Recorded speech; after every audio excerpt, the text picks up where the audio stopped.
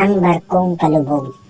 Sabi ng kapitan, kailangan natin magbawas ng 3 pasahero para sa kaligtasan ng nakararami.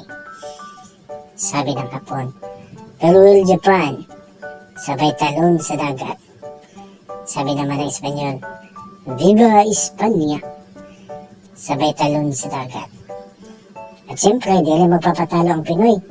Sabi ng Pinoy, mabuhay ang Pilipinas.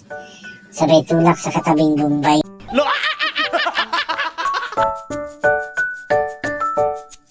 Isang kaibigan na nagsabi na Bisaya si Kulas, ngunit itinanggi niya ito na siya Bisaya. Sabi ni Kaloy, Kulas, sabi nila Bisaya ka daw. Magsalita ka nga, totoo ba? Sabi ni Kulas, ha? Sino may sabi sa'yo? Tagalog na Tagalog ako ah. Sabi ni Kaloy, ganun ba? Pingin na lang ako ng number mo para sa text na lang tayo magkumustahan. Sabi ni Kulas, sige ba? Yun lang pala eh. 0907-8842-779.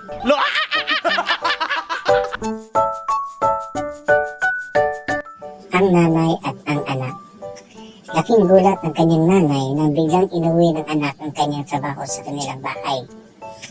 Kaya sabi ng nanay, Nak, nasobrahan ka na naman ng sipag. Inuwi mo pa talaga dito sa bahay ang trabaho mo. Sabi ng anak, Ay, upo, Nay. Absent po kasi ang nagpalitan ko. Wala pong magbabantay. At least dito, masilip-silip po rin, Nay.